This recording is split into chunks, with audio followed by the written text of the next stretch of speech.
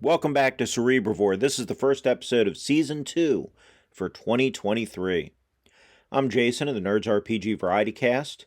Other members you're going to hear today are BJ of the Arcane Alienist, Arlen of Live from Pelham's Wasteland, Carl from The Geomologist Presents, Joe of Hindsightless, and Eric of the Omega 3D Chicken Coop. We're all going to discuss our favorite gaming experiences and products of 2022, our most anticipated products of 2023, and the games or campaigns we're looking forward to running or playing in 2023. The show's broken up into a couple different parts. Initially, we're going to open up with a discussion between BJ, Arlen, and Carl. They're going to talk about 2022. Then we're going to cut to a phone call where Joe calls in his ideas on this topic. Then Eric and I discuss it. And then we go back to BJ, Arlen, and Carl, and they finish up with what they're looking forward to for 2023. There are a couple audio issues with BJ, Arlen, and Carl segments. They're not bad, but they cut out occasionally, and there's at one point that I think Arlen's voice gets digitized a little bit. But it's very listenable. It's well worth powering through that. BJ drops some secret G.I. Joe lore that's pretty neat. So I hope you enjoy the show. And I encourage you to call us. There are a number of ways you can reach out to the show. You can use our SpeakPipe account. You can send us an email. You can go to the Anchor website for the show, leave a message there. You can leave a comment in the comment section of the YouTube channel. So reach out to us. Let us know what your favorite gaming experiences of 2022 were, what you're looking forward to in 2023. If you send us an audio message, we'll play it on the air. If you send a regular email or just a comment in the YouTube comments, I'll read them on the air. If you want to join us, join the panel for a future discussion or have a recommendation for a future panel discussion, reach out and let us know. We'd love to get new voices on the air. The last thing I have to mention is an administrative note. In 2022, we said we were going to be a bi-weekly podcast coming out once every 2 weeks, and then we ended up coming out weekly. Well, that was a pretty daunting schedule. So we're going to go to the bi-weekly schedule for this year for 2023, and we're just going to drop an episode every other week. I appreciate that some people want to hear weekly content, so what we're going to do is we haven't exactly decided yet.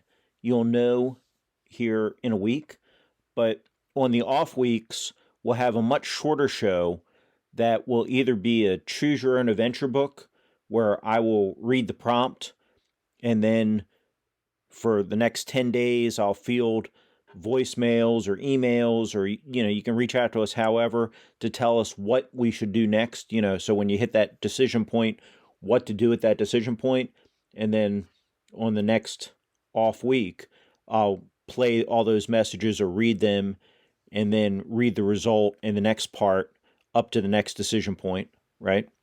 Or we may do a play-by-voicemail game where all of us, effectively one of us would GM the game, and then when it hits a decision point, the other people, and of course this would probably be the main crew here, Arlen, BJ, Carl, Joe, and myself, would call in what their character is going to do, and then the GM would do another section, and then when they hit a decision point, go on. We're leaning towards the choose your own adventure style book, or it might be a fighting fantasy book, but either way, because it will allow more listener input, because anybody can call in, and then we'll just take the tally. Whatever choice has the most votes is the choice that we'll go with in the book.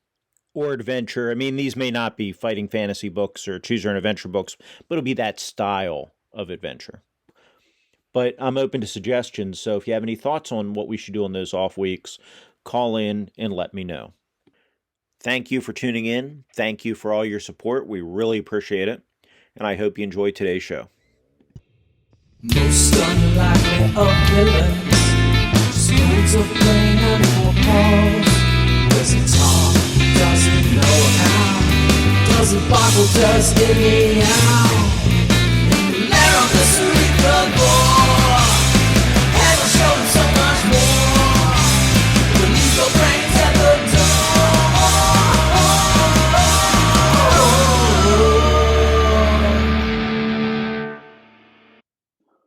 everybody. Welcome to Cerebrivore. This should be, I think this episode is going to drop the first or second week of January. And maybe one segment of two. And in that episode, we'll see how it unfolds as it comes out. But joining me today is Arlen Walker of Live from Pelham's Wasteland. Arlen, how are you? Doing good. And Carl Rodriguez of the GMologist Presents. How are you doing, Carl? I'm doing all right. All right, and this is BJ. I'm BJ Boyd, of course, of the Arcane Alienist. We're all, I'm in Oklahoma, they're both in Texas, so we are currently in the middle of this frigid winter blast that everybody's in the double digits, and people, we were talking earlier about people where we live are all losing their minds because no one in Texas or Oklahoma knows how to handle cold weather, even though there's really no appreciable accumulation or anything anywhere. They're still It's so driving cold. around like maniacs. Yeah, it's so cold. There's liquid nitrogen in the air. People are freezing solid, just like in that movie. What movie was that? I don't know. It was a movie with The Rock or something. So it's Anyway, it's not that bad. I mean, yes, you should keep your pets inside. so yeah, it's Cold with them. there's a record. It really sucks if you. Yeah, I do feel for a lot of people who don't have a house and air, and heating and stuff. But I mean, I know at least San Antonio.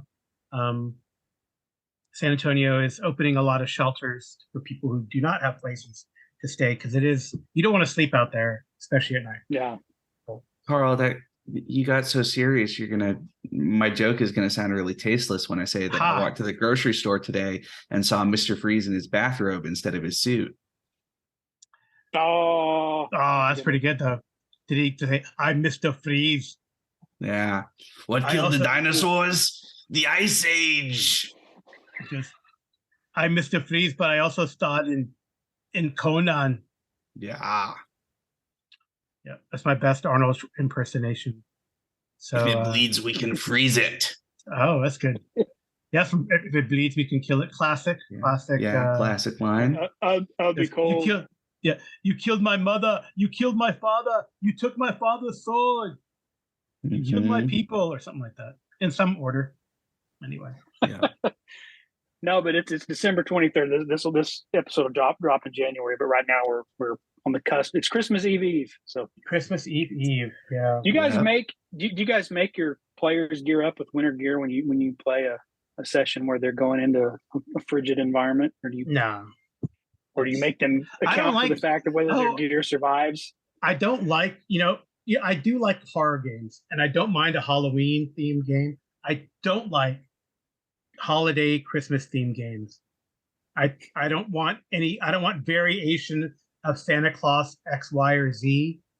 I think it's silly, truth be told. Yeah. Carl's starting, off making enemies of all the C.S. Lewis fans in the chat. Bah humbug. Why is that? Because in the Chronicles of Narnia, right, Santa Claus comes and gives the kids weapons for Christmas. And tells one of the girls that she should have been born a boy if she wanted a sword. Oh, great! I know. So I'll give you a bow instead. Yeah. Well, I don't remember if it's Susan or Lucy, because Susan gets the bow and Lucy gets a dagger, and whichever one of them it is says, "Well, why don't I get a sword and a shield like Peter?" And he said, "Well, wars are really rough for little girls." Of course, Peter's like 14 in the Lion, the Witch, and the Wardrobe, so a little rough for 14-year-olds too. I think Lagatha from Vikings would have an issue with that. Yeah. Yeah. Anyway. I just love the idea of Santa Claus showing up to, hand out swords and shields and stuff. And also, it's really funny because there's Santa Claus, but then also obviously the whole Aslan stuff as like Jesus. So it's like, wait a second. I thought Santa Claus and Jesus were sort of like DC and Marvel, right? Like they don't really go together. Yeah. But apparently. Right. Anyway. Tangentially related to both C.S. Lewis and winter. There's a show I just finished a couple weeks ago on Netflix called Shadow and Bone. It stars Ben Barnes, who played in the second Chronicles of Narnia movie, but it's the main setting there, Ben, is mostly based on kind of Tsarist Russia a fantasy version of it. And so there's lots of scenes where they're in the snow and the cold, and Yeah. I think Is it based on a book? Yeah, it's based on a young adult series. Okay. Yes, and it Leigh was Bardugo, I think it's the yeah. author. So I haven't read the books, but the show's pretty good. It's got some typical young adult fiction tropes with kind of love triangles and unrequited feelings, but it's also got a really cool world building around the type of magic and the way the role of the militarized wizards, and so you guys will check it out. It's pretty good, but it's got, I think Ben Barnes is probably the most recognizable face in the series. Mm-hmm. So anyway, all right. Well, that's not. We're not here. We're not. Yeah, we're not here to talk about that. We're here to pump you. You guys remember that? We're here to pump you from SNL. Yeah, I guess. Yeah.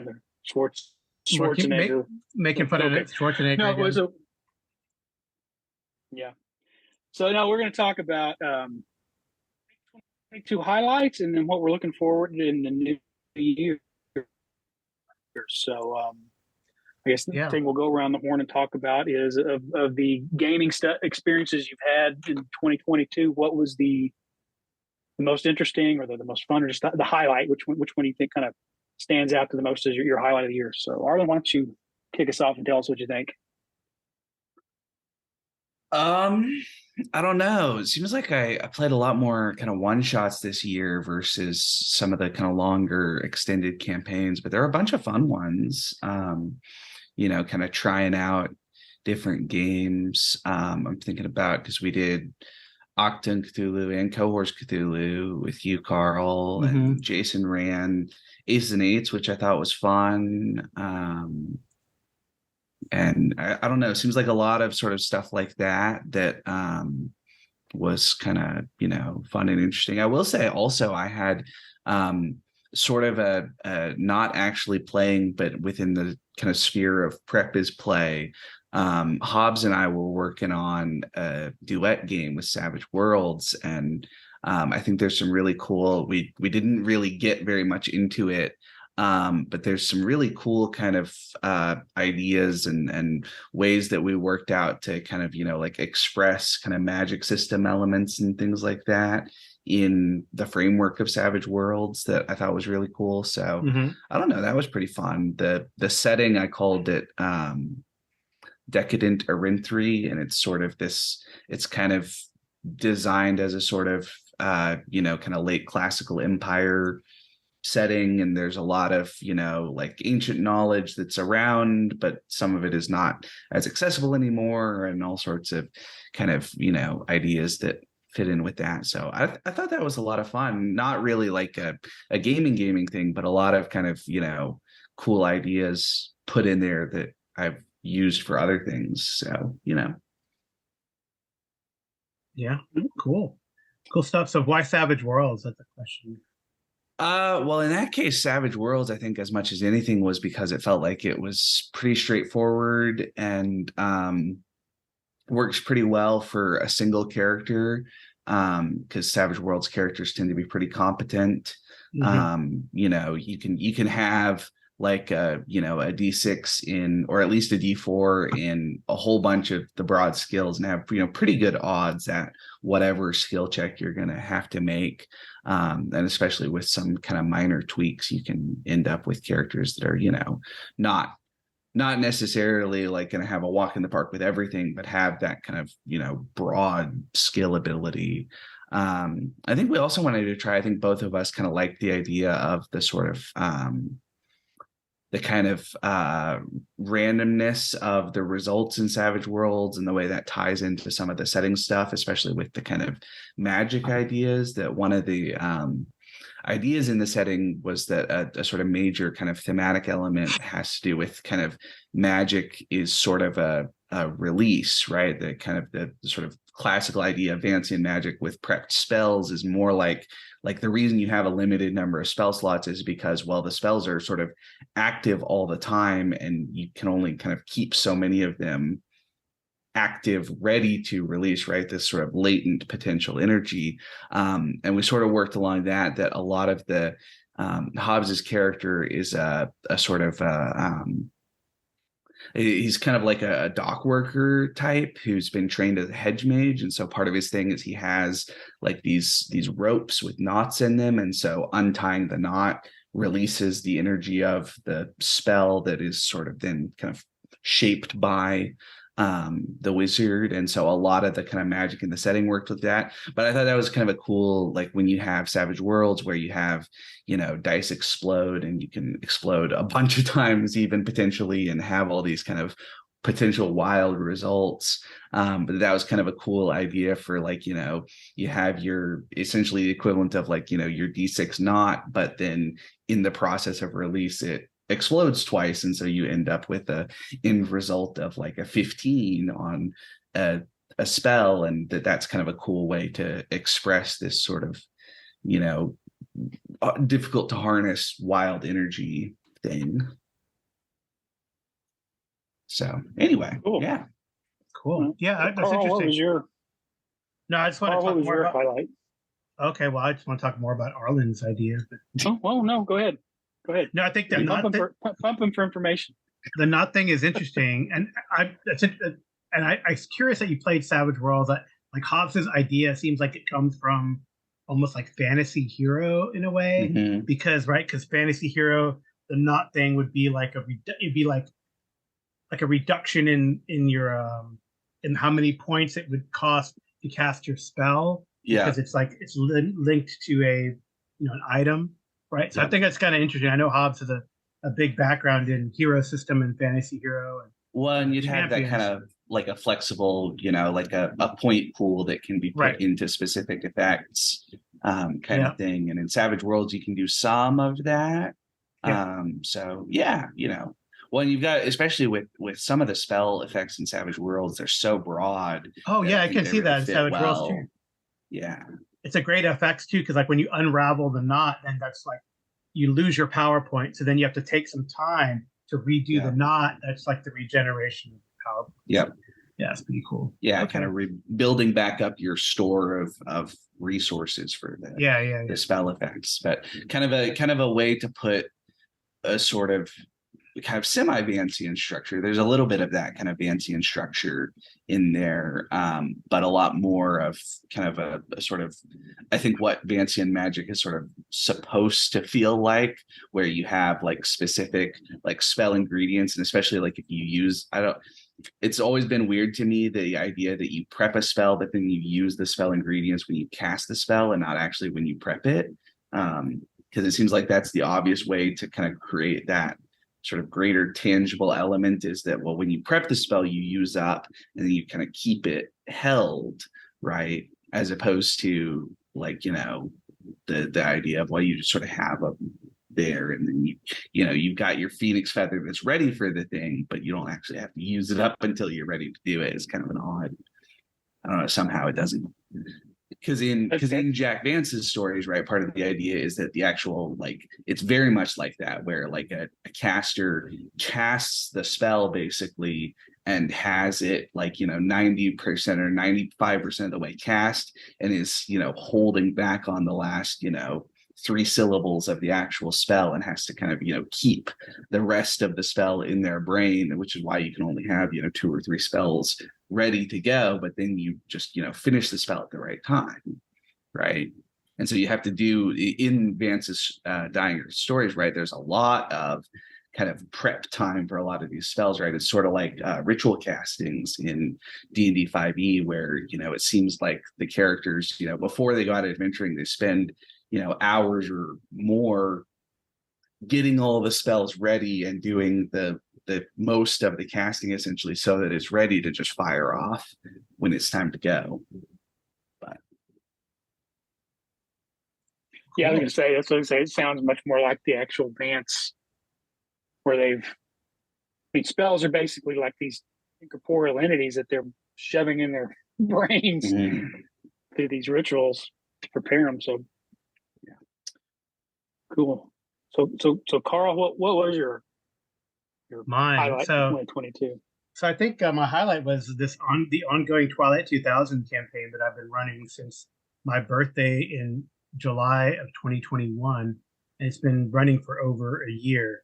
And what's cool is, you know, we we're doing it situated. So Twilight 2000, it's a game that was created back in the mid 80s, and it's like, what if World War III had happened, between the NATO and the Soviet bloc.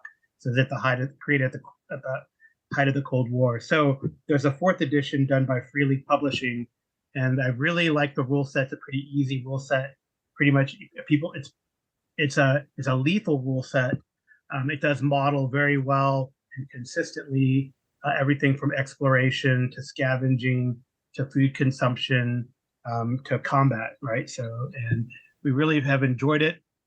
I'm playing through the classic first edition.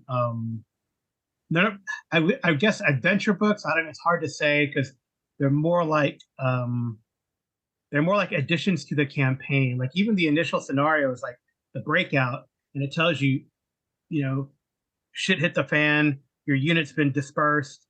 You kind of underestimated the willpower and the strength of the Soviet and Polish forces in the area after one last attempt to do something. And you're broken up, you're fleeing, you're trying to get somewhere. There's like this quote unquote mythical city called Krakow, where it's like Casablanca from World War II, where you can buy and sell anything, and it's kind of an oasis in the war-torn area. So then that's the initial, and then you have Krakow, the free city of Krakow, which is, it has like, there's an adventure that you can introduce, but it's really about factions and what's going on in Krakow. And it's been very free form. And actually, I think so. While we've been running the first edition version, they recently, Free League recently came out with like the urban encounters kind of book set that they're coming out with that kind of reintroduces Krakow to like the fourth edition group. But we run that, and then we ran so a lot of things have happened in Krakow. But then we also introduced the next two books. Pirates of the Vistula, where you gotta go downriver towards Warsaw to pick up a bunch of refugees. You're hired by this crazy, tugboat captain, and so I introduced that one, but I also introduced Black Madonna, which is a classic, almost like a dungeon crawl that existed in the Twilight 2000 universe. So we finished Black Madonna, and now we're in Pirates of the Vistula, and it's been really good. I have a good group. And it's kind of rotating. I know even Arlen played early on when he had a chance. So yeah, it's been a really good group and very consistent. So I think that's my highlight of the year, because we actually finished Black Madonna and are onto Pirates of the Vistula, and probably it's about, I'd say, the third of the way through. And so we might even be doing Ruins of Warsaw, and then after that, who knows what'll happen? Because I know, while a lot of the group are Americans, there's a couple that are European, who play European characters in the group. So traditionally after Ruins of Warsaw, you kind of go home, right? You go home to the U.S., and the U.S. is like in a way a civil war between the military government and the non-military. I guess it's CivGov and MilGov, the civilian government and the military government. And it's all like broken up, and I wanted to get back into, initially I wanted to do like one shots in Twilight 2000 when I got the rule set, and do another classic first edition book is Red Star Lone Star that takes place in Texas. And I'm like, man, I know all these places. It'd be awesome to kind of run them, because I know what they look like. I can really communicate, what they look like, so I think I definitely want to run Red Star Lone Star one of these days. And I've been encouraged, like, it's a very interesting game in that, right, you have a set group of characters, but it's also almost like they have a platoon sized force, because they've been rescuing people, running into Americans and non-Americans and marauders and all sorts of people there, and they either taken them out or rescued them or captured them and put them in Krakow prison or something. But it's been really interesting how they've accumulated a whole group. And we were even talking about, like, you could even do like a spin-off from that group. And some people have like hitched onto that and go, oh, you should run that like as a one shot, like something with the sort of the B group as a one shot somewhere, and I could definitely do that, like Red Star Lone Star. So I might be doing that here in 2023. But I think Twilight 2000 has definitely been the highlight. But I do have an honorable mention. What's that? The honorable mention is going to be also a long-standing campaign, which is a Warhammer fantasy game of The Enemy Within. So we were able to finish this year Death on the Reich, the second book, and we're in book 3, Power Behind the Throne, of 5 books. So I think we're very excited about continuing that. And that started in March of 2021. So we don't play. We meet every week, but we don't play that every week, and we kind of played other games in between. And with my work schedule, travel has interrupted, but it's also been very good, very fun. We have a standing group, and even when I've been out of town, they meet and play something else. So I think that's pretty cool. But with that group, we've been able to play. We did. I always loved doing the classics. Sinister Secret of Saltmarsh. We did that using Ghost of Saltmarsh, the 5e product. And then we did some Fallout, Modifius 2D20 Fallout. So yeah, it's pretty cool that group, and then that specifically the Warhammer Fantasy be a runner-up. So how about you, BJ? It's your turn. I think the highlight for me this year has been Temple of Elemental Evil. Running it in 2 systems it was not written for. I'm doing the 5e conversion that Goodman Games did for us, with their series. I do that with my regular 5e group, and then doing the old school essentials version with you guys. Yep. Which is it's not too difficult to convert from AD&D back to old school essentials, which is basically BX D&D. But that's been fun, and I think the old school essentials group is kind of stays a little bit ahead of the other group, which I think works because that there's a lot more randomness there. And then like when you guys roll up random encounters or random things or random reactions, I can say, okay, that's now the default for the 5e group, and it's made probably that game a little more interesting than it would have been otherwise, because even though they're basically preset when the 5e group plays through them, it's a much more rich experience because it's something that wouldn't have happened otherwise. So, and of course they react to those things differently than you guys do. So just because the same starting event happens in a session doesn't mean that it's resolved the same way or it leads into the same conclusion or the same pathway. So it's not like they're just mirroring what you guys are doing, but I've enjoyed comparing and contrasting and seeing how it plays with both systems. And so I think it's a pretty well-designed adventure scenario, so you can probably play it in any system or any edition and make it work with a little planning. So that's been a lot of fun. I think that's been my highlight of the year. I hope you guys are enjoying it. You keep coming back, so I'm assuming. Yeah. Unfortunately, we've been taking a break for the holidays. Yeah, it's been a little rough after Thanksgiving to get it consistent on Saturday mornings, but I think an honorable mention for me just for the year, not so much a specific game, is this is sort of the year I've become a player again. I played a little bit in the previous year when we started the DCC game that Carl was running, that we were all in, and that was fun. But then I've gone from there from playing in a couple other Carl's games this year, and also got into a 5e group with a group I just kind of joined on the internet because I was looking to play 5th edition a little bit because I DM'd it for so long and I just wanted to get my head around doing it as a player. But yeah, so I've gotten to play. Of course, we finished the DCC game. I've played it in 5e, and we finished Saltmarsh and are moving on to an Eberron game. But then I've got to be exposed to, Pathfinder 2e. I've already Traveler's not new, but we're just about to get into Traveler again. But with Jason and some other people, I've gotten to play Nick's Card RPG, Cyberpunk with Jason and with Joe Richter. So, having started out the year, having only mostly just played fantasy and a little bit of Traveler, now gotten several other systems and types of games under my belt. So that's been fun as well. I enjoy making characters, and it's. You don't want to put too much into an NPC because they're on screen for 5 minutes and then they die or get defeated or run away. So it's fun to make player characters that you can continue to explore, week to week. Yeah. So, but yeah, those would be my highlights for 2022. And of course, we'll continue to play Temple of Elemental Evil next year. In the back half, we're finally getting close to the actual Temple when we come back from the holidays. So, so those have been my highlights. So.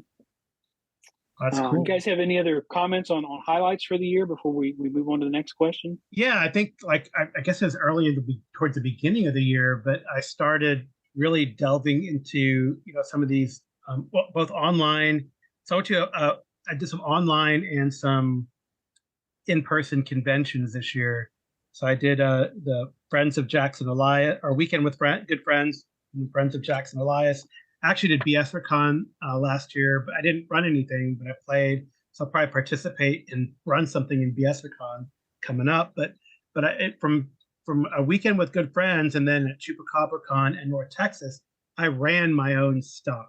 And when I mean ran my own stuff, not just ran like a published adventure, it's stuff that I'm working on. And I think that was a really cool highlight. And unfortunately, I was really going to try to put something more concrete together, but I've had a medical setback with losing the complete use of my. I mean, it's broken. It's not completely cut off, but I had an accident, and it's on my dominant hand, so that kind of hard. It's been hard to get back into it type stuff, and I'm trying to get back into it. And I mean, I think that was a big highlight for me, just kind of taking that next step to be a more creative and run my own stuff, even if it's just right now in like a notebook in an outline form. But I ran like 3 different adventures actually, and one of them I ran 3 times.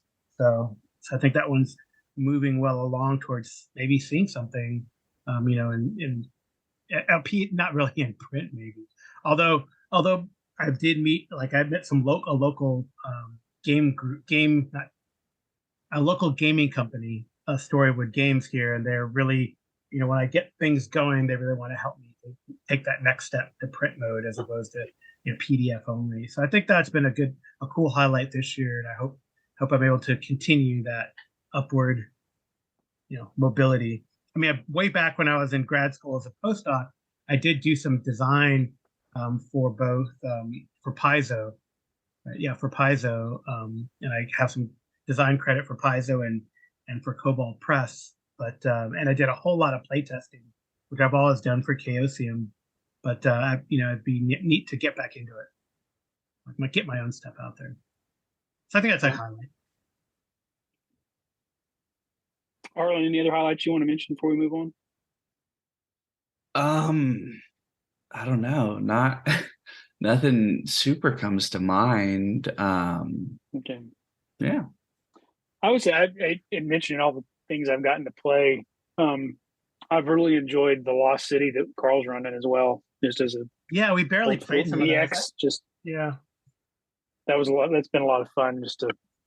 I always like getting back and playing games systems that I GM to think about. Oh, maybe another GM has a cool way of doing things that I've never thought of, or maybe there's something the players experience that I miss out on that I ought to be more cognizant of. So it's fun to play in a system that you run, so you can kind of see it from the other side of the screen. True. Yeah, like I played in Hyperborea for a while, and we have I guess these guys like side games. Maybe I should have pushed those side games a little more. Because like we were doing really well in Abomination Vault, so we were almost finished with the first book, and then because the holidays came, and we kind of been very inconsistent about it. But yeah, I think the Hyperborea and the Lost City, I really want to run some of these, classics to see, with OSE, we have the tools, even with straight off BX, it should be pretty cool to run them, and Hyperborea being one of my favorite rec clones of AD&D. I think I'd like to delve into that one a lot more. And we've had a pretty cool, beginning of a campaign, so it'd be neat to continue that. But those have been really fun games, and I think what it boils down to me is like the groups. We have two solid groups. We have I have my online group, which is like you guys, right, and then my at home group. And I think that's really a neat highlight that has come about from gaming this year, is that we have the consistent Wednesday, Saturday, and Tuesday groups. So I think that's really cool. Yeah.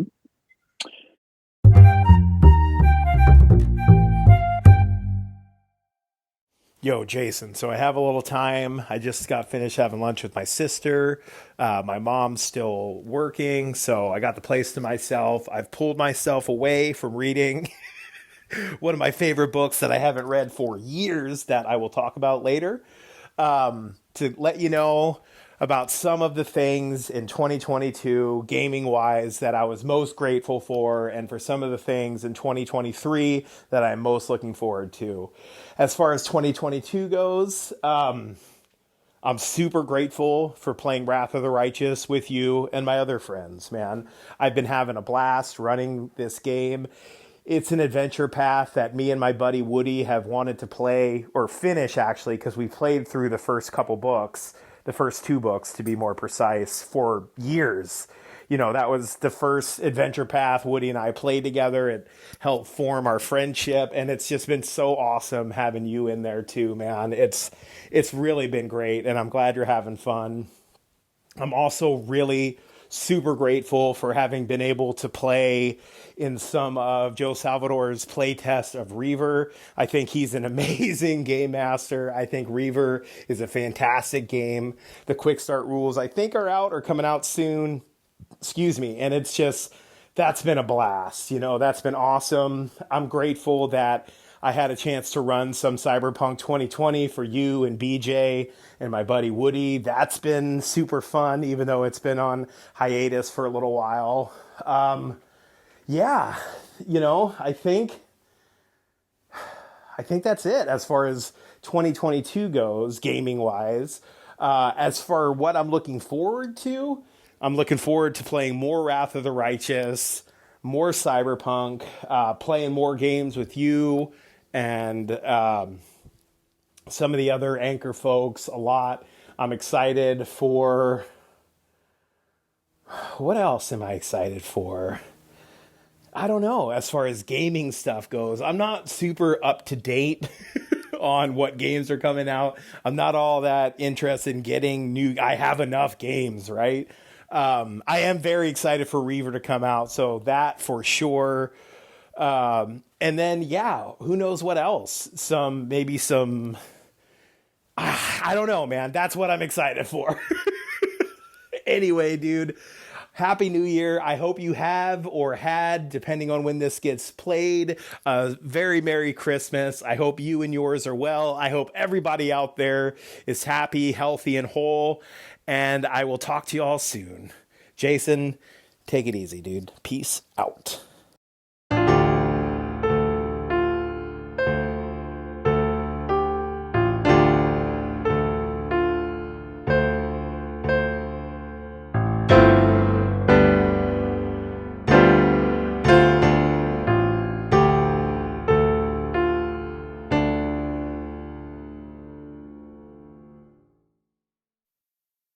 Joining me is Eric Salzweedel, the Omega 3D Chicken Coop.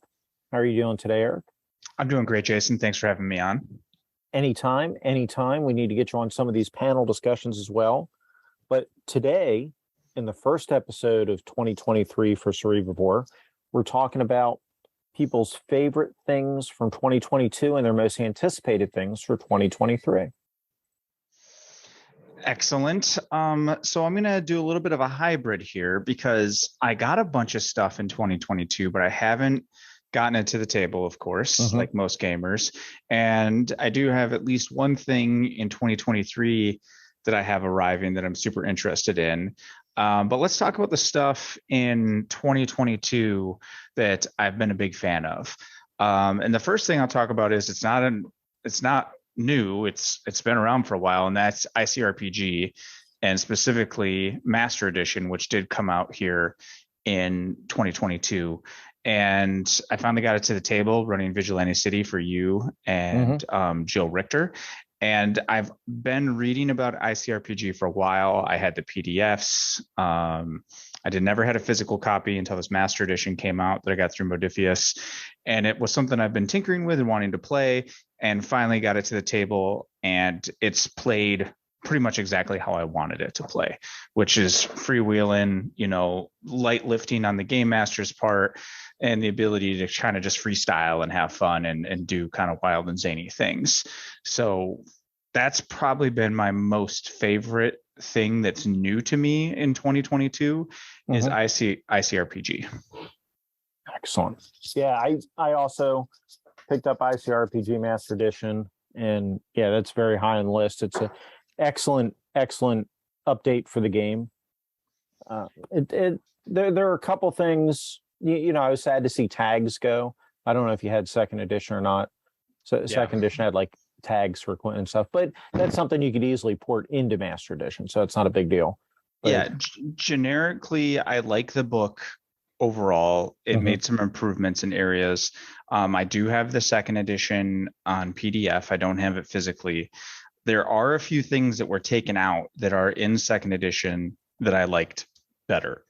Yeah. And those are all things you could always add back though, right? There's a couple of the character classes that he changed up that aren't in this one, but overall the game is true Runehammer style. It's got some gray space in between the rules so that you can, figure out what you want to do with it. But overall, I really like the game. So that was good for me for 2022.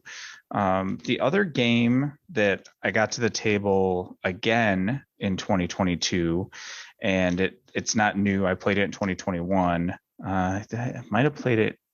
I think I played it in 2022 because I ran it at a con, and that's the Mecha Hack. That still is one of my favorite games. I love doing anime mecha battles, and what made it different for me in 2022 is at Game Hole in October, I ran a session of it, and this time though, last time I ran it, I just had like paper standees, and I've been wanting to 3D print some mechs, but if you go look at the 3D libraries, most of the mechs are more like Battletech style mechs, which I like too, but they don't fit my vision of the fiction I want to run with Mecha Hack, which is more like Gundam Wing.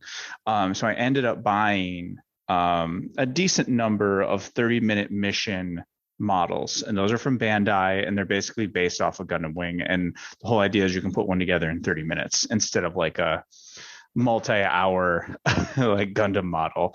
And they're posable, they're fairly durable, but at the same time they're not expensive, like 15 to 20 bucks a model, and you can throw them on the table on a stand and you can kind of have like a visual depiction of it. And I ran a game at Game Hole using the mission manual, which I had not used to much extent yet. That was the second thing the Absolute Tabletop released for Mecha Hack, which that book is also fantastic. If you're going to get Mecha Hack, absolutely have to get the mission manual to go with it because it's really good.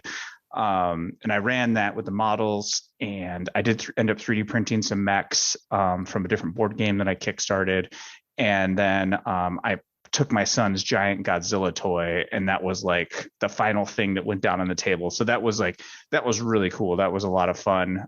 Visually, it was great, and it seemed like the players had a good time. So that was something that I really enjoyed in 2022, was running that. And then, first, do you have any questions about Mecha Hack before I move on to my next thing? No, go ahead. I'm also a big fan of Mecha Hack.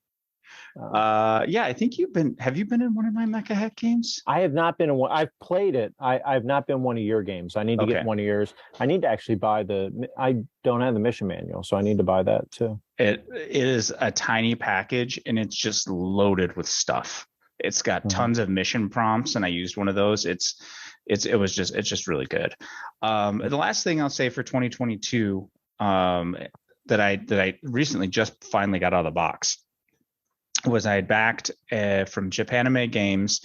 They what they do is they convert Japanese board games over to English mostly. And so they released, I don't know if I got it last year or this year, but Testament. And Testament is a cooperative monster battle card game from Manifest Destiny and Linewing Publishing, modeled after typical MMORPG trinity of tank, healer, and damage dealer. So in this game, players control 4 characters. You kind of get to customize their skills, and you have to go through different stages to defeat monsters. And at the end, there's a boss, and the boss has like 3 different layers. It very much like a raid. If anyone's played World of Warcraft, that's what it feels like. And that's just been sitting on my shelf, like garnering dust, just because I haven't had time to bust it out. The rules seemed a little complicated. So finally last week I busted it out. I was like, man, these rules are not written very well. That's one negative about the game. So I ended up watching a YouTube video, sorted everything out for me, and I started playing it last week. And it's a lot of fun. It's a very challenging game. You're more than likely going to die. And so the whole point is like you die and you try it again, and you readjust your characters and you go back after it. And the idea is to try to play it all the way through from stage 1. I think it goes up to stage 5 without dying. And immediately I died on stage 1 after the tutorial, and I redid it. I redid my characters and was able to get through. So I'm on stage 2. I actually got it sitting over on the bar top there. One of these nights I just gotta go back at it, but it's definitely one of those ones where you want to be able to sit down and play through a whole stage. And then when you get through the whole stage, you can stop and go to the next one. But that one's been really fun. I'm looking to play in that some more going into 2023 as well. Excellent. And as far as 2023 goes, there's 2 products that I'm really excited about. One, I already own a PDF of that, and that is from Need Games, which is an Italian gaming company, I believe. And the game they released is called Fabula Ultima, and it is a tabletop JRPG, or Japanese role-playing game. And it is designed to emulate a Japanese style console RPG like Final Fantasy Tactics, Fire Emblem, you name it. That's what it's designed to do. And it's based off of the Ryotama mechanics. And Ryotama is also a JRPG style game, but that one is classified as a natural travel fantasy game. It's more about kind of like adventuring, and maybe it's much more kind of a cutesy type game. This Fabula Ultima is more designed to be like full on console style JRPG, but it's not so crunchy and tactical that it's a board game. It still has the story components, and it's still a tabletop game. So that one I would really like to get to the table next year. I might have a couple players that I could trick into playing in that game. But that one's really cool. And then you're going to see a theme here in the type of games that like Japanese anime mech games, Japanese board games, JRPGs. And then the last one that back this year, but isn't coming out until next year, from a Swedish game company. It is called Heroes of Cerealia, pixelated dungeon crawl tabletop RPG. Have you seen that one? Yeah, I'm familiar. Yeah. So that one's all about pixel art and basically trying to emulate Zelda. And it uses D4s, which is kind of cool because that's kind of like the Triforce, right? Like emblem. So and also the D4 is like one of the most underutilized dice in the hobby. So and that's coming out from Black Fish Publishing. And that one had 1,000 backers, and it raised 434,000 in Swedish money, whatever that is. I don't know what that equates to American $5. Money. Yeah, $5. No, I don't. And no offense, Swedish listeners, we're just kidding. Yeah. But that one looks really cool. It's not. Too. It's a pretty crazy rate though. That because Swedish is what SEK or something like that. Yeah, SEK. Yeah. Yeah. So 400,000 SEK is 38,000 US. Okay. So it's a pretty big difference. Yeah, so they didn't make a crazy amount of money off of it, but what's cool is if you go to the Kickstarter page and you look at they have 2 versions, there's standard edition and gold edition, but they look like an old NES cartridge. Like that's what the hardcover binding looks like. So, I mean, immediately when you see that, you're like, okay, I know what this game's going to be like. I think at least, and even the maps, it's all pixelated and it looks like an old map. And if you don't like D4s, they did if you backed it at a certain level, they are releasing a special D8 die to go with the game. So it's supposed to be low rules as far as not difficult. You only have 3 stats: might, bravery, and insight. And you use those 3 things to do things. You have hearts, you have energy, you got inventory. Like if you go to the Kickstarter, if it sounds interesting to you, the Kickstarter page, I mean, the visuals on the page make it like, okay, I know what this game's going to be like. At least I think, if they've done their advertising correctly. So I'm excited for that one in 2023 as well. Very cool. Yeah, in fact, I just the other day got a Kickstarter fulfilled. Right, got the final product, which was their D20s, but just 1 to 4, 5 times. Okay. So if you don't like D4s, but now I have D8s that are set up as D4s too, but these are D4s on a D20. So okay. So they roll better. But yeah. Which unfortunately doesn't work with the Triforce imagery. But, no, it doesn't. Yeah. I do have one other thing that I'm probably going to get to the table in 2023, and that's Ironsworn. Oh, my camera's on, so you can't even see it. Ironsworn Starforge. So I can go in the other room and bring mine out if you want me. Oh, did you end up getting Starforged? Yeah, I bet. Yeah. Okay, that's cool. I would like to do it. I'm going to try to do it co-op with my buddy Scott. Because he just had twins and he doesn't get to game very much right now. So I figured, hey, him and I could do something co-op with it. But that I like the art in it's fantastic, and it looks pretty cool to me. So that would be fun with co-op. There's a few other things that I'm probably not going to get to in 2023, like Coriolis. That's there, and then what else? I'm looking over here at my shelf. Hardsuit, which is another ICRPG product, looks amazing. Not sure I'm going to have time to get to that next year. Have you printed off 3D printed miniatures for that? I haven't yet, but of course I have the files, so it's just a matter of printing them. I got Hardsuit sitting there. There's a couple other solo games I'm going to play. 5 Parsecs from Home, Rangers of Shadow Deep. I have that kind of down here on the shelves, ready to roll.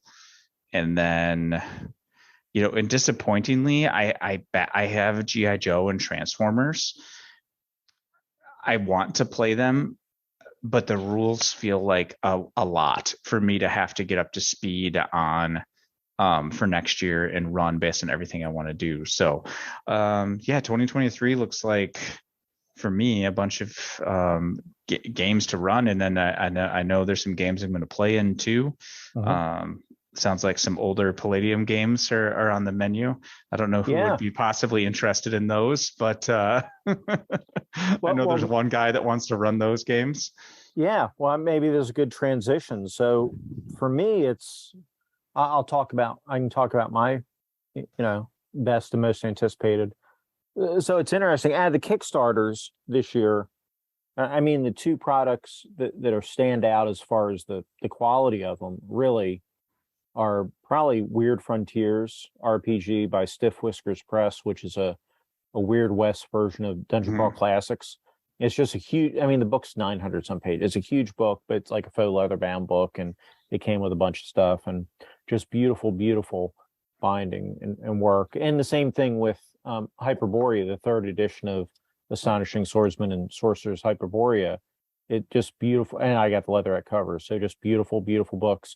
The sad thing about both those Kickstarters that were, came in 2022, is that I don't know if either one will get to the table, but they're both beautiful books, and that got delivered, and so I'm happy about that. Really, I think at 2022. Some of my favorite things have been just revisiting older properties, like getting to do more Boot Hill, and revisiting, even though we haven't really dived into it yet, starting to do a little more with the Palladium stuff. We'll talk about that here in a minute of 2023.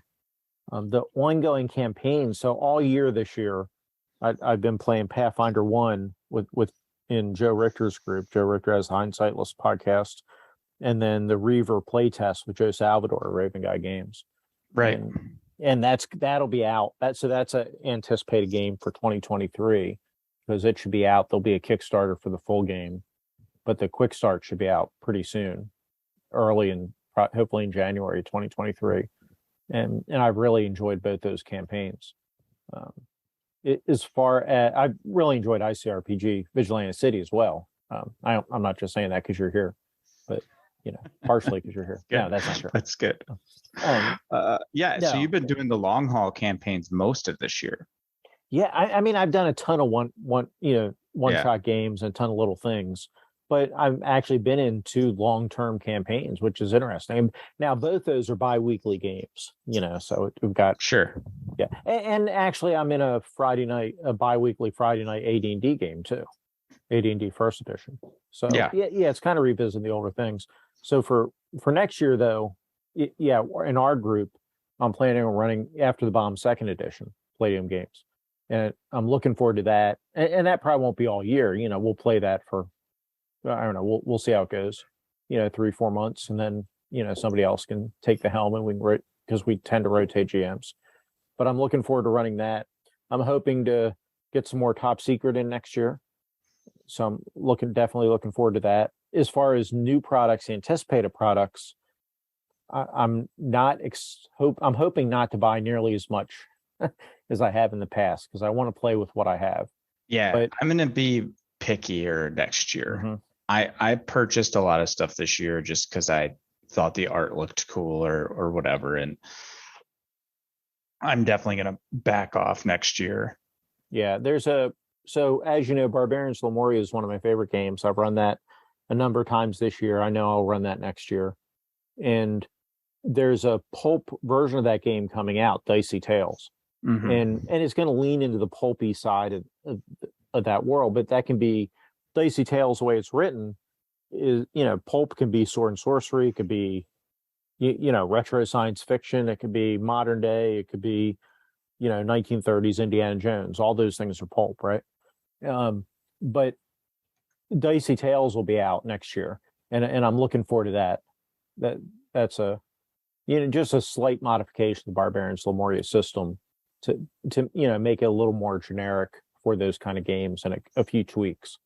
But that's probably my most anticipated Kickstarter. In fact, that's the only current Kickstarter I'm backing is Dicey Tales. As of this recording, it'll be as of this recording, yeah. Yeah, because I think it'll be done it'll be done by the time this airs.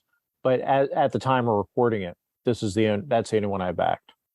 I don't have anything else I'm watching so yeah, I'm just trying to, like I say, get the games out of the table, and I'm probably going to purge a lot of the stuff that I'm just not using or never going to use, to be honest. I like board games. I've probably got a dozen or more big box dungeon crawl board games, dungeon crawler board games, be it Descent or there's just a bunch of them I've got.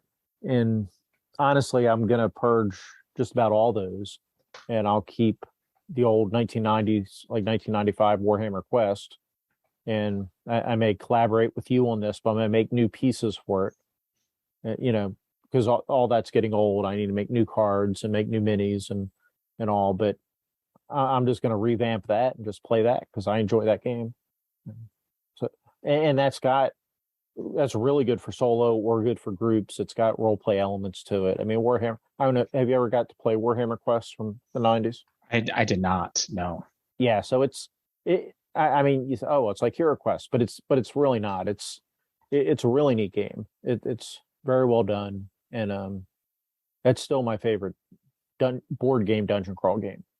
And I think I'm just going to dump the rest and make new components for that and just keep playing that. No, that's cool. Yeah, I'm hoping I backed all the new Hero Quest stuff. Mm-hmm. So I'm hoping to play that a little more with my kids this winter and into next year. I'm trying to get them been talking about it with them, hoping to get them excited to play it. Yeah, that's cool. Yeah, I mean, I've just got so many board games that just sit around, and there's just no reason for it. I mean, they might as well go to somebody that's going to play them. Yeah, I hear you. That's another thing I had to kick. Someone actually, I traded my low fantasy gaming book for Gloomhaven, and that's another one that's just like a massiff box. Well, I've got Gloomhaven too, and that was a good trade though. I couldn't not do it. Yeah, no, that was I mean, you came out ahead there money wise. But Yeah. I've got just looking next to me here. We of course we got Shadows of Brimstone. Well, I'm not going to sell Shadows of Brimstone, but Shadows of Brimstone is like an old West version of Weird West version of Warhammer Quest. I've got Descent. I've got Imperial Assault, which is like Star Wars version of Descent. All the new Warhammer Quest ones that Games Workshop has done recently. There's like 4 different ones of those. They've come out in the past 10 years. I'll sell all those because the original is better. Skull Tales, which is like a pirate. It's kind of a Sure. It's not so much a dungeon crawl. There's kind of dungeon crawl elements in Skull Tales, but it's kind of a pirate game like that. I mean, I've just got so many of these things. There's piles of them all over, and it's nuts. Yeah, that's crazy. Well, Jason, I need to drop off to go tuck my kids in for bed.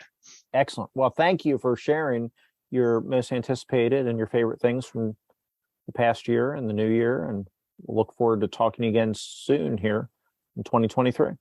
All right, sounds good, Jason. Talk to you later. Bye.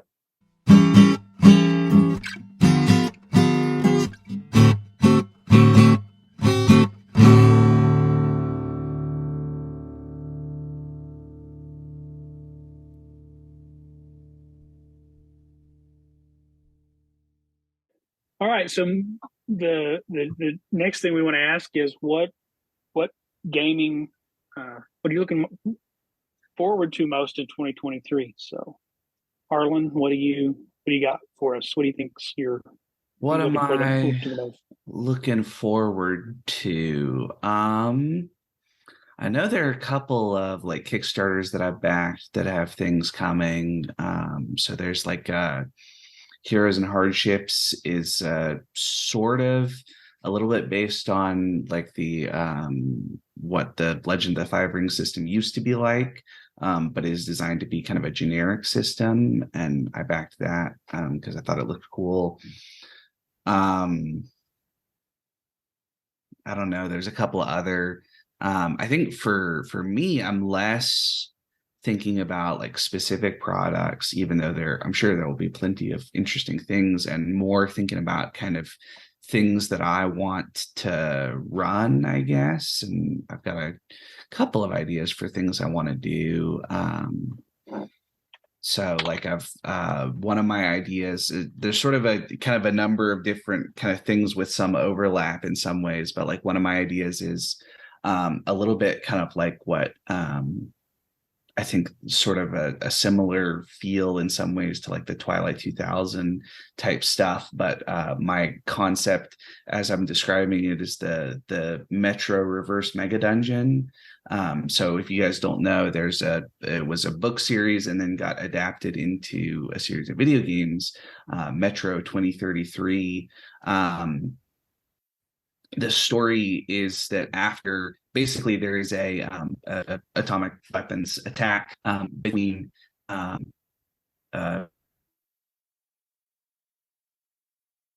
metro system, the underground subway system in Moscow, apparently it's true, is built basically like a bomb shelter. And so the Soviets designed it so that you could go down there to hide out in the event of catastrophic explosions going on up top, right? So in this story, in this world, the idea is that happens. And then there's this whole kind of civilization of people trying to survive living down in the metro system. And, so years later, so in the book, I've only read the first book, and I've only played a little bit of the game. But your character was very, very young when the bombs fell, and now, 20 to so years later is sort of a young man kind of ready to kind of, step out and make his mark on the world and stuff. And basically all the people live underground in the, in the old metro system, but now that's like where people live, and up top is dangerous because there's weird mutants and there's radiation and all of these. Yeah. there's all this nasty stuff going on up top. And so I thought, well, that would be kind of like a really cool idea for what I'm describing as my kind of reverse mega dungeon concept, where, home base is the underground metro system, and the dungeon is when you, because of course in the book, in the game and stuff, this happens, that you have to go out up onto the surface to find things. And then I really like I don't know if it's in the game, but in the book, there's a couple of places where they talk about sort of the kind of partial knowledge of what the world was like before that has been to some degree lost. So one of my favorite sequences in the book is that there's a sort of quest to go to what was originally the Moscow Central Public Library. And there's a whole sequence that feels like total like post-apocalyptic dungeon crawl, moving through the library trying to find books that have survived from the apocalyptic events, in order to bring them back, because there's useful information in the paper books. I thought that was such a cool concept that you could sort of expand that into, right, the kind of mega dungeon version of like going through the entire post-apocalyptic ruined city, and you have all of the kind of metro exits are the equivalent of your mega dungeon entrances, and you can stay down in the dark and make alliances with the different factions at the different stations in order to kind of open up new areas, and then you also go out adventuring up top and all that. And I thought that would be a really kind of interesting kind of the post-apocalyptic mega dungeon crawl, where the mega dungeon is outside and the safe space is the dungeon. Yeah, it sounds pretty cool. It sounds pretty cool. Yeah. Yeah. So you said that was a Kickstarter? No, that's my idea for a campaign based on a book and a video game. So I think that would be a fun thing to do. So yeah. Cool. Very nice. Carl, what are you looking forward to most? I think I'm continuing these campaigns is really cool, but I think the ones that we're starting is what I'm looking forward to. And I could maybe mention a few Kickstarter products, but I'm very excited about starting Traveler. And we're using the Mongoose Traveler in the Third Imperium, set the same timeline as Classic Traveler was initially set, 1105 of the Imperial, the year of the Third Imperium. It's standard behind the claw Spinward Marches campaign, and I'm really looking forward to it.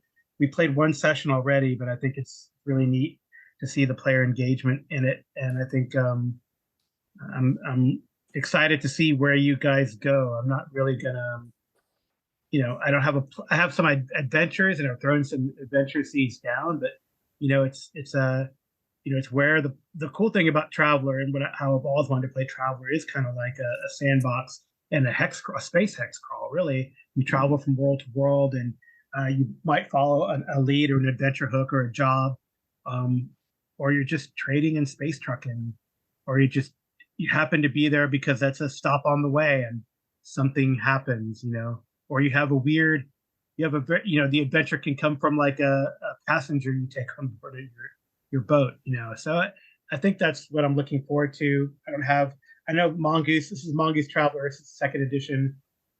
I think they feel like they really have a solid core group of designers right now.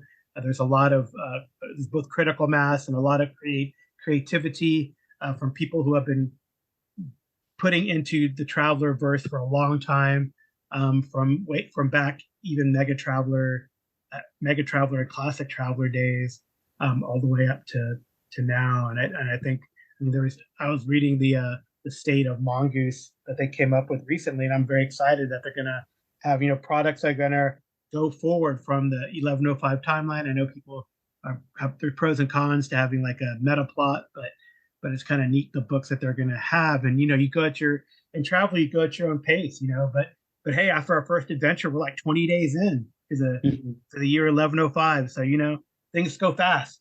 And it's I think I'm very excited about Traveler. And the other thing I'm trying this year, we're going to try to for Kingmaker has been redone for Pathfinder Second Edition, and I ran Kingmaker all the way to book 6. Did not finish book 6 in the Pathfinder First Edition, but I'm really looking forward to seeing how Kingmaker is going to go the second time around. We were going to start, but it kind of was more of a session 0, which I think was good. A good session 0 to kind of get everyone up to speed and on the same page.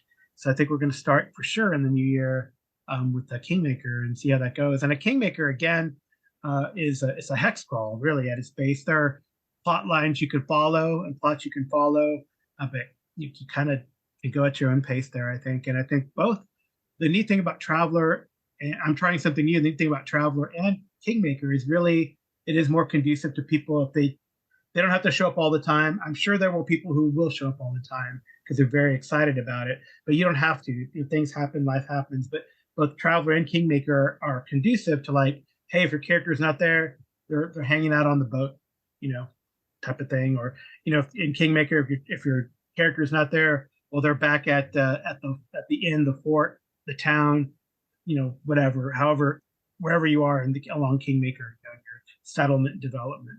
That's where they're at, right? So I think that's really a cool way to do it, and I'm looking forward to both Traveler and Kingmaker in the 2023.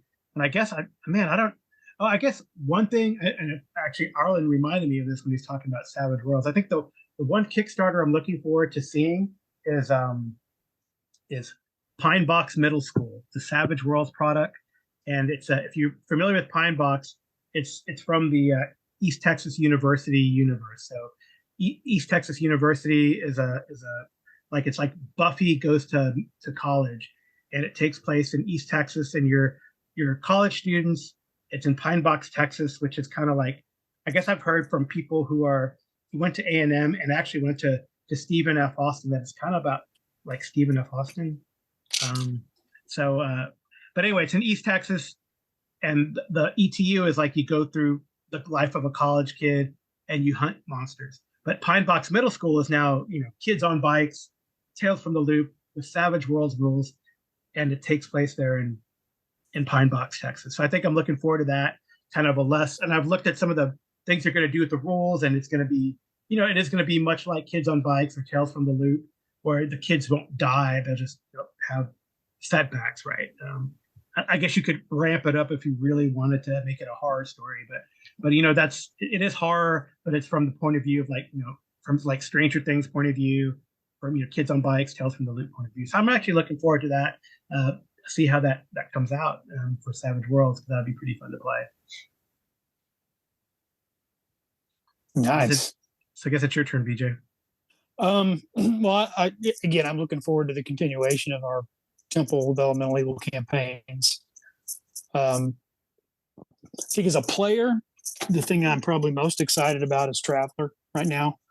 Really looking forward to getting into that and exploring all the corners of the Traveler rule set and the things you could do in Traveler. And it seems like the group of players we've got together are interested in all aspects of Traveler, the space trucking, the shipbuilding and maintenance, and as well as the action adventure elements of it. So I think we've got a good, and to know that it's somewhat of a sandbox so that we can get into whatever kind of trouble we want to, as opposed to, here's the only thing you can do, take it or leave it kind of stuff. That's really good.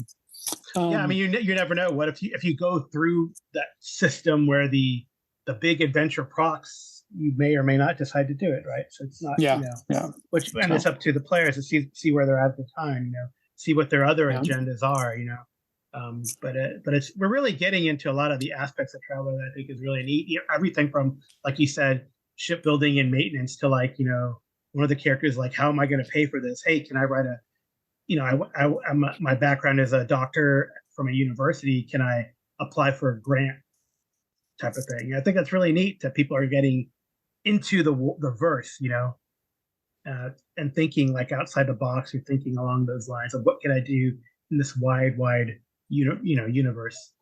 I told you guys the other day, the funniest thing was the only thing I started with was, if my stats allow, I'm going to attempt to create a pilot and everything from the planet to the randomly rolled planet that my character comes from, to the skill sets, to how I wound up mustering out.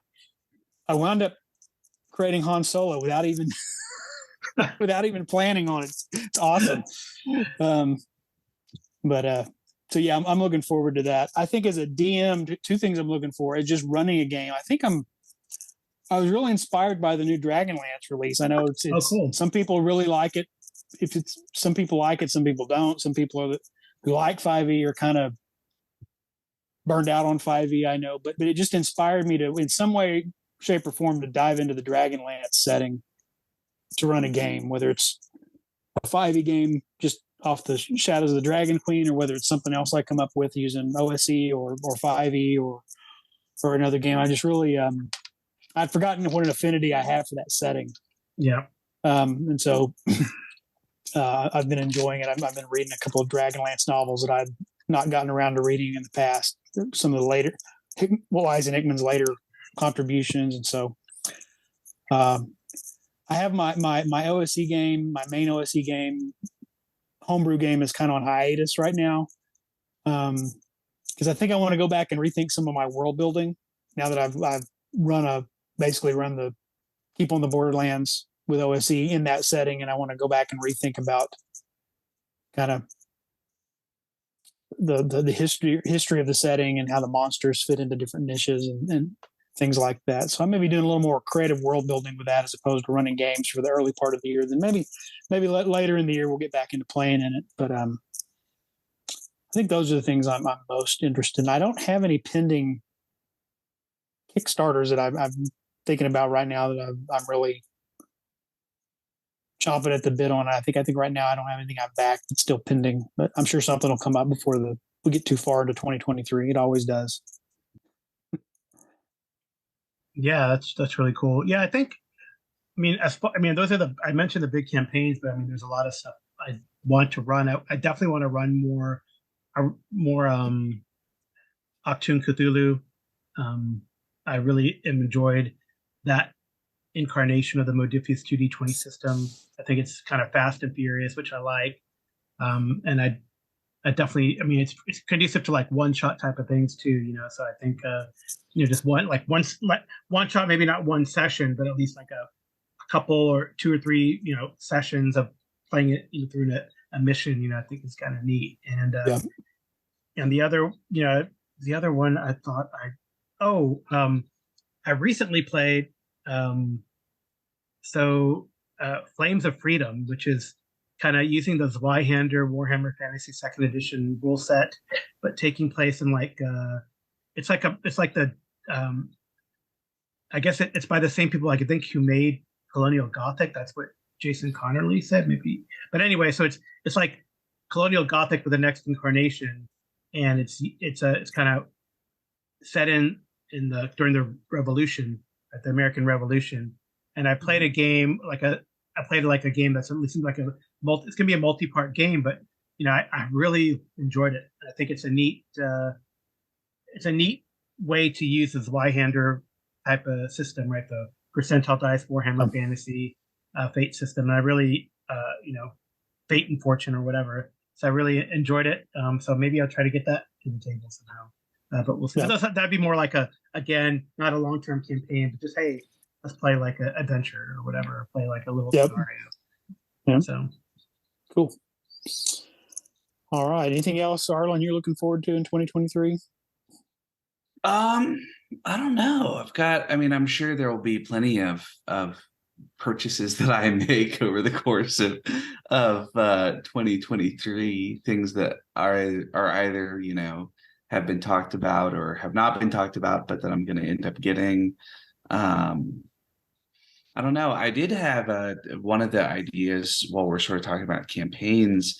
I was thinking it would be really fun to do something. One of my ideas for a campaign structure was a little bit like the way that the kind of Elder Scrolls games work with their kind of meta plot in the world, if that makes sense, where with basically the exception of the most recent one, Skyrim, for the most part, your player character is often somewhat behind the scenes with the kind of world shaping events. And of course, there's not really a lot of different ways you can take the world, essentially, right? Like, so, like, in Oblivion, you're going to solve the Oblivion crisis basically if you play through the game, or you give up because the difficulty system is completely broken. But that's kind of another bit of things. Or in, I guess, in Morrowind you are like the Near Everine, but even then you don't kind of do too much like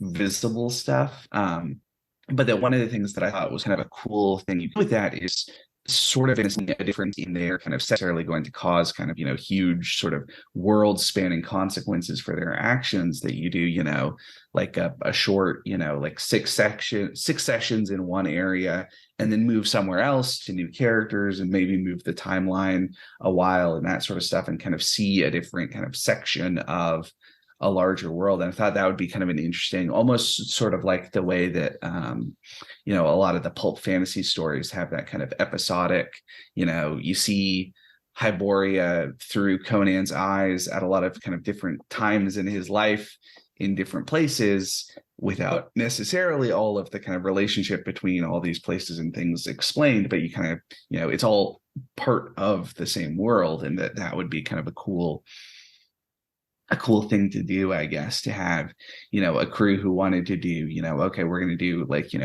4 sessions in this kind of, one zone of this world, and we're going to, witness the sack of a city or something like that. And, be kind of like regular foot soldiers who are not going to, change the outcome of the war, but are going to make a difference in kind of the things that they care about. And then we go to, a totally different part of the world where, there are refugees arriving from the city. And so there's sort of that connection to the world without necessarily all of the kind of, continuity of like character stuff, I guess, basically, as part of the idea. So, but I'm still sort of working on how to make that work in a way that I think would be fun, because obviously people get attached to their characters and interested in them. And you could honestly, you could totally do, have the same characters appear other parts of the world, sort of like Conan showing up in all the different places. But I don't know. You could do a I think I froze up a little bit, but we got you. Did I freeze up? Here and there. Okay. I would say you could do like 2 or 3 of those, and then do like an all-star where it's like, okay, pick your favorite character from those 3 things, and we're going to have like a next level team up. Yeah.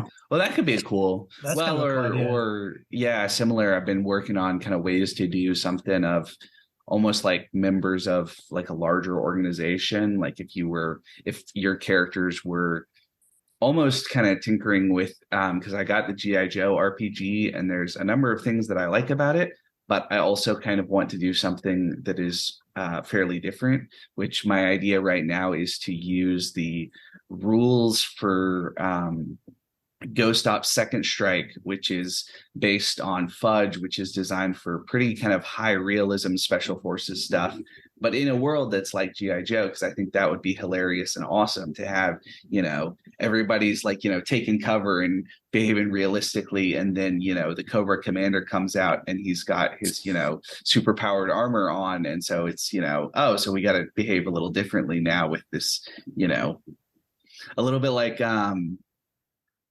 I don't know if you guys saw Jojo Rabbit, but near the end, Sam Rockwell, who is defending Berlin from the Soviets, basically has this kind of flamboyant costume that he has created going into battle with this kind of cape and hat and carrying, an MP44 or something like that. And kind of in that concept, right? This sort of blend of ridiculousness and realism that I think would be a lot of fun. Yeah. But I was telling somebody, I was talking to my cousin who was around the same age as me, that G.I. Joe, if you really know like the comic book story behind G.I. Joe, not what we saw in the cartoon, Cobra Commander is actually a villain for the modern day. he's this charismatic grifter who gets this cult of personality and turns it into a paramilitary or criminal organization. It's like it's really salient to what's going on in the world today.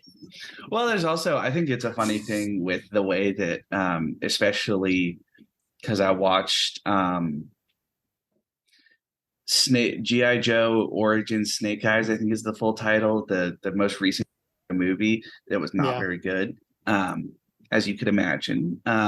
Although it was cool to see, so Iko Uwais, who plays Rama in the Raid movies, gets to play one of the masters of the ninja clan, and it's very clear from his action scenes that he's one of the people who actually knows martial arts, and a lot of the other people are, you know, actors who are doing their best, which is fine, right? That's what happens.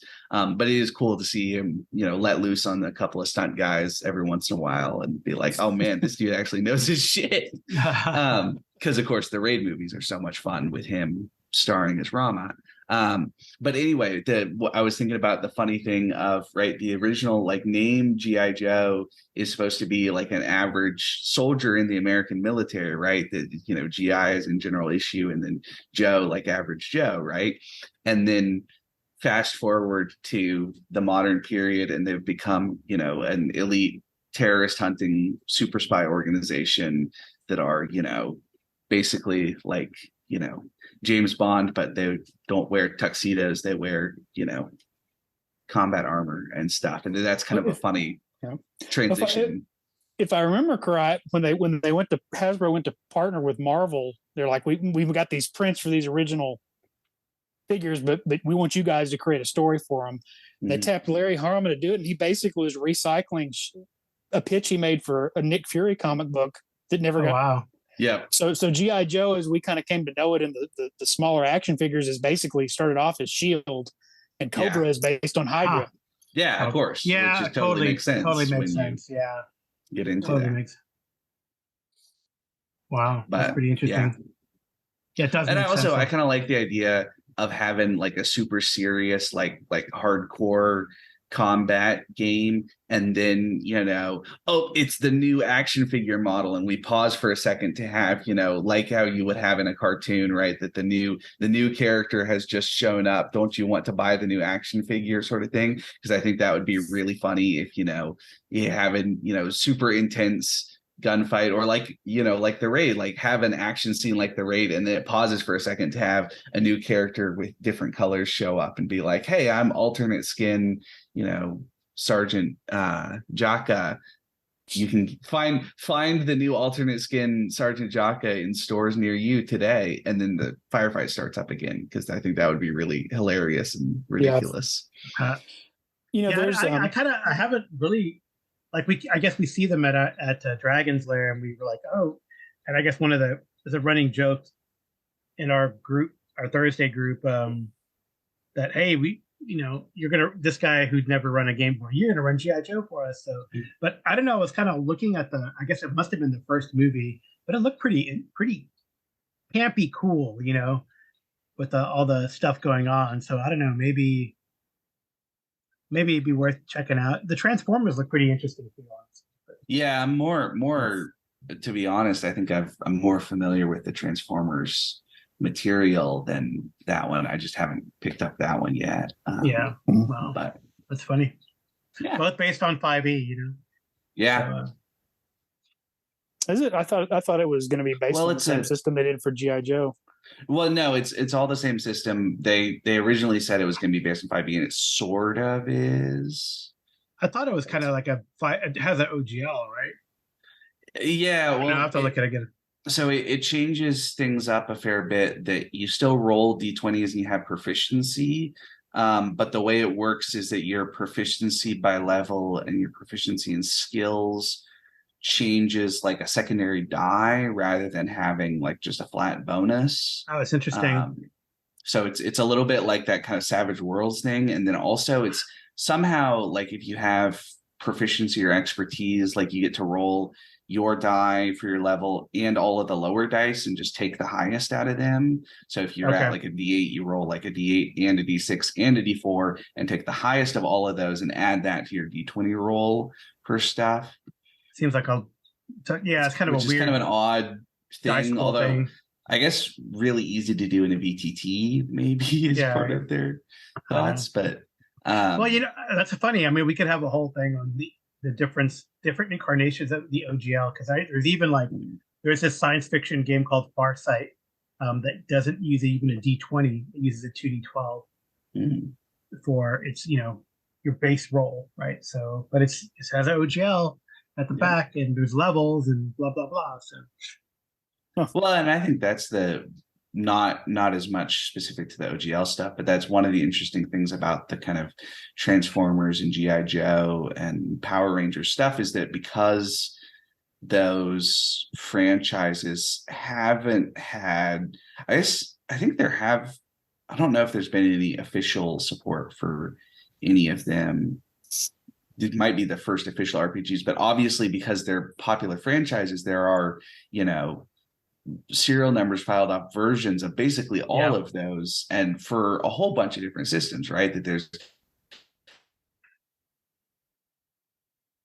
Fate versions, right? There's like a whole like Fate Accelerated is sort of built play without making really any changes. You could vote particular kind of things in their favorite system, which is, I think it's interesting than now having the official one. It's a little bit like when there's like the official video game for a particular franchise, and then all of the nice mods from games that you actually like to disappear, which is always sad. Yeah, I think that doesn't. That made me think of something. Oh, sorry. I think that'll be the next Cerebrivore as we talk about licensed properties, pros and cons. Yeah. Well, Seth Skorkowski in one of his videos said that eventually all IP winds up with GURPS as the universe dies a heat death. Well. All right. Yeah, there's also, speaking of 5e adaptations, there's 5e Hellboy, right? Yeah, there is a 5e Hellboy. That'd be, which is kind of odd. It's nice. Yes. But it's just something to try. I mean, something to try. I mean, I have so many games I want to try. It's too bad I didn't get into that collecting versus playing thing with you guys. Well, you can revisit that pretty easy. Yeah, I mean, I have I have like the IKEA shelf, that modular shelf, right?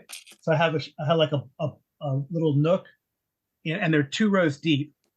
I have a nook with Cypher System, a nook with Savage Worlds, a nook with Traveler, Twilight 2000, although that has more stuff in the back. I mean, it's just so much stuff that I have. A nook with both Soulbound, Wrath and Gloria, and Warhammer. So all like, Games Workshop based properties. So there's a whole City of Mist, powered by the Apocalypse type of game, superhero game. Really fun. I played it. It's also, I have that too. It's really fun. That would be fun to get to the table. Anyway, so many games, so little time. All right. Yeah. Well, I think it's time for us to wrap up. We've gone on. We've fooled around long enough. Now it's time to go home and eat dinner, I guess. Yeah. So parting thoughts, Carl. Anything you want to pitch? Any last thoughts? Do I want to pitch anything? I don't know. I think I don't know. I don't think I want to pitch anything that I can think of other than our podcasts. Maybe Cerebrivore, this one, Arcane Aliens, which I guess has been on hiatus, and so is Live from Pelham's Wasteland. But it'd be great to get you guys back on after the holidays. And then Geomologist presents. I think you're going to hear a lot about Traveler, for sure. And I've started my mini review Mondays, which I've had both these guys on as guests, which have been really very popularly listened to podcasts. So thank you guys, and let's keep it up in the future. All right. Arlen, any last thoughts? Anything you want to shout outs, pitches, complaints, odd comments? I think so. Play Dwarf Fortress finally came out on Steam, so you can play that.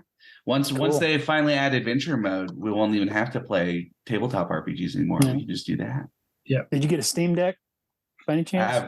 I've not gotten a Steam Deck just because I have this guy that does a lot of my stuff. Although I guess I should. I don't know. this one is not super old, but it definitely kind of, you know, sounds like a helicopter trying to take off every once in a while. And I'm like, My son got the Steam Deck and he enjoyed it till he realized he can't take it with him because he has to be actively on the internet to do all well, that that's the thing stuff. that Can't take it in the gets me car. about sort of like I keep getting ads for, you know, cloud gaming on a Chromebook, and I'm like, well, it's a laptop, so I guess if you want to use your laptop at home and game on it, sure, but doesn't that like can you imagine trying to, you know, play competitive Counter-Strike on a laptop keyboard and using a trackpad to shoot or something like that? It'd be nonsense. All right. Well, what about you, BJ? What are you looking? Any last words? I don't have any last words. My podcast hasn't been on hiatus so much as I've just been busy and haven't found time to sit down. I guess that's I know. Like the only thing I feel like I have time to do is like unboxings. But but we'll be back. I'll be back in the new year, I'm sure. So I got some ideas. Cool. Got some content. Right. So, well, thank you guys, everybody, for listening. We will wrap it up here and forward this recording on to Jason so he can do his editorial magic. So, make us all sound like robots. Yeah. So you guys have a happy holiday. Christmas is coming up this weekend, and happy holidays to all the listeners. And we will be back in 2023. BJ, haven't you heard? The Emperor Julian has reinstated the old gods, so you can say Yo Saturnalia nowadays. Yeah, Yo Saturnalia. Oh, nice. Yeah. Boy, the war on Christmas is over and the pagans won. That means Christmas dinner tomorrow night is going to be off the hook. Yeah. All right, I'll see you guys later. Let's get some cohorts and Cthulhu Invictus to the table in 2020. Yeah. All right. All right. A Nerds and Co broadcast.